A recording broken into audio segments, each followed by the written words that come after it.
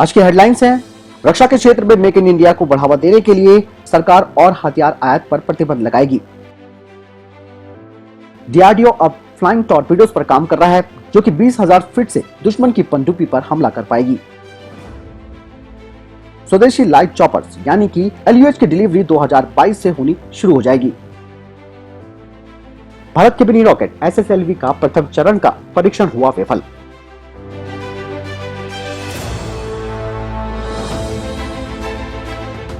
नमस्ते, सदा वत्सले मातृभूमि। जय हिंद दोस्तों दिन भर क्या रहा स्पेस, डिफेंस और इंटरनेशनल गलियारे से, चलिए इस वीडियो में एक-एक करके जान लेते हैं। सबसे पहले खबर की बात करते हैं तो वो डिफेंस क्षेत्र में मेक इन इंडिया प्रोग्राम को लेकर आ रही है।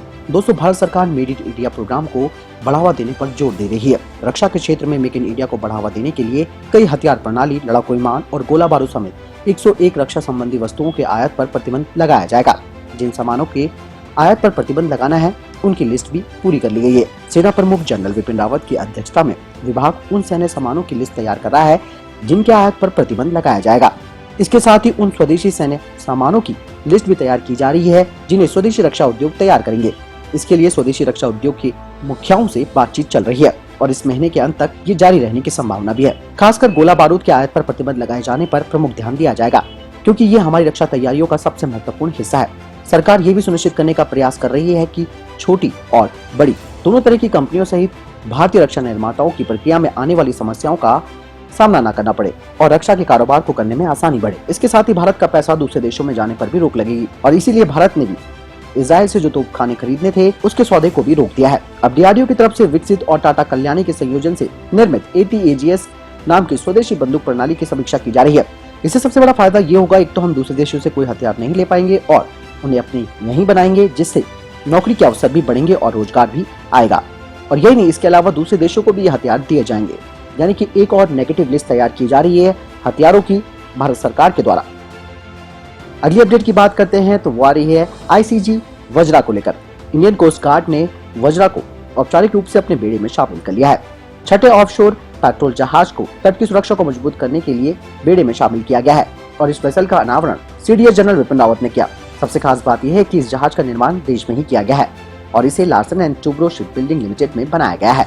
7 ऑफशोर पेट्रोल जहाज की श्रृंखला में छठा जहाज वज्रा आधुनिक नौवाहन और संचार प्रणाली से लैस है। इस जहाज में मुख्य आर्मर्स के तौर पर 30 mm की तोप है और उसकी लड़ाकू क्षमता बढ़ाने के लिए FCS नियंत्रित 12.7 mm की स्टैब्लिश्ड रिमोट कंट्रोल गन भी लगी है।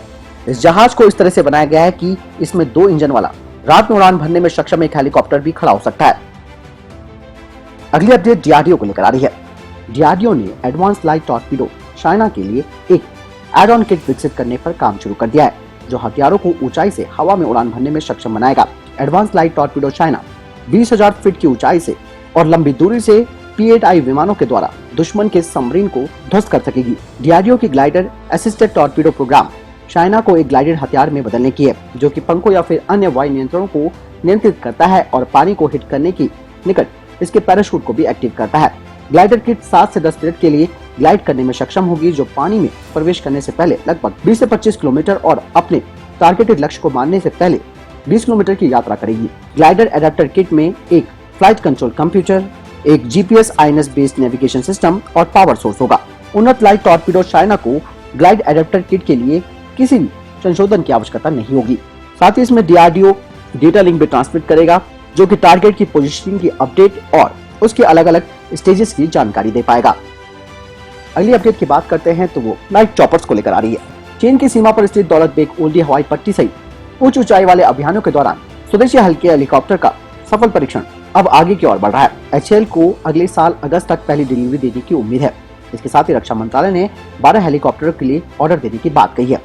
LUH एक घरेलू सफलता की कहानी भी है, जिसने सभी प्रकार के वातावरणों में अपने प्रदर्शन को साबित किया है। साथ ही इसे उच्च ऊंचाई वाले मिशनों पर ध्यान केंद्रित करके बनाया गया है। HAL के अध्यक्ष R माधवन ने कहा कि 12 हेलीकॉप्टरों के लिए स्वीकृति पत्र, जिसमें सेना और वायुसेना के लिए यानी कि प्रत्येक के लिए 6 हेलीकॉप्टर होंगे और इस पर काम शुरू हो चुका है।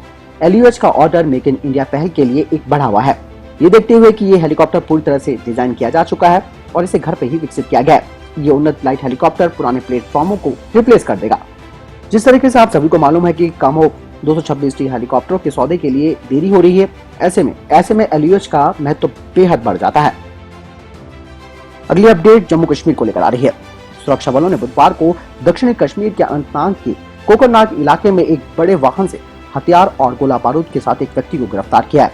इस वाहन में अवैध हथियार और गोला बारूद ले जाने की खबर गुप्त तत्वों के द्वारा भारतीय सेना को मिली थी, जिसके आधार पर सेना की 19वीं राष्ट्रीय राइफल्स के साथ अनंतनाग पुलिस ने गुडल इलाके में एक ज्वाइंट चेक पॉइंट बनाया। सूत्रों ने बताया कि वाहन की तलाशी के दौरान हथियार और गोला बारूद बरामद किए गए हैं। साथ ही ड्राइवर को गिरफ्तार कर लिया गया है, जिसकी पहचान वसीम अहमद के रूप में की गई है। सूत्रों के मुताबिक सुरक्षा बलों ने एक ग्रेनेड और AK-47 के कुछ राउंड भी बरामद किए हैं। दोस्तों, अगर आपको यहाँ तक डिफेंस अपडेट पसंद आई हो तो वीडियो को लाइक जरूर कीजिएगा, साथ ही अपना महत्वपूर्ण कमेंट हमें जरूर कीजिएगा। महिंद्रा डिफेंस लिमिटेड ने घोषणा की है कि रक्षा मंत्रालय से 1300 आर्म्ड लाइट स्पेशलिस्ट व्हीकल्स यानी कि ALSV का उन्हें ऑर्डर मिला है, जिसकी कीमत 1056 करोड़ रुपए है। इस तरीके के बख्तरबंद टैक्टिकल व्हीकल्स का इस्तेमाल भारतीय सेना के द्वारा उनके हथियार ले जाने की क्षमताओं को और बढ़ाएगा। साथ ही इसका इस्तेमाल रिकॉग्निजेंस के लिए भी किया जाएगा। महिंद्रा के लाइट स्पेशलिस्ट वाहनों को अगले 4 साल में भारतीय सेना के बेड़े में शामिल कर दिया जाएगा। अगली अपडेट की बात करते हैं तो इसरो को लेकर आ रही है। इसरो ने SSLV के प्रथम चरण ठोस मोटर का जो परीक्षण किया वो विफल रहा। सूत्रों ने बताया कि परीक्षण के 60 सेकंड के बाद थरथराहट यानी कि वाइब्रेशन महसूस की गई और बेकेट फ्लैंज के पास नोजल बेकार हो गया। अधिकारियों ने कहा कि परीक्षण लगभग 110 सेकंड तक किया जाना था। इसरो ने SSLV की पहली विकास उड़ान D1 को अप्रैल और मई में अंजाम देने की योजना बनाई थी, लेकिन अब इस पूरे प्रोग्राम की समीक्षा करनी पड़ेगी। अंतरिक्ष एजेंसी के एक अधिकारी ने बताया कि SSLV प्रथम चरण यानी कि फर्स्ट स्टेज में एक नई ठोस मोटर है और एक नया डिजाइन है। नई मोटर का प्रदर्शन साबित करने के लिए जमीन पर इसका परीक्षण किया जाता है। यदि ये सफल रहता है तो उसको स्वीकृति मिल जाती है और उसके बाद भी एक और परीक्षण किया जाता है। यदि दोनों परीक्षण सफल हो जाते हैं तो जमीन पर और परीक्षण नहीं किए जाते और उड़ान के लिए इसी तरह की तीसरी मोटर को स्वीकारा जाता है। अधिकारियों ने श्रीहरिकोटा अंतरिक्ष केंद्र में परीक्षण के विफल रहने की बात कही। साथ ही उन्होंने कहा कि हमें इस विफलता का असल कारण जानना बेहद जरूरी है और इस डिजाइन में संशोधन भी करना होगा। उन्होंने कहा कि अगले 6 महीने में दोबारा टेस्ट किया जा सकता है। SSLV 2 मीटर चौड़ा और 34 मीटर लंबा है, जो लगभग 120 टन का वजन उठा सकता है। दोस्तों, ये थे अभी तक के टॉप डिफेंस और स्पेस अपडेट्स। वीडियो के संबंध में कोई प्रश्न जवाब या आपका कोई सवाल है आप कमेंट सेक्शन में लिखकर जरूर पूछ सकते हैं। मिलता हूं नए वीडियो के साथ, तब तक के लिए आप इस चैनल को सब्सक्राइब करना ना भूलिएगा। जय हिंद, जय भारत।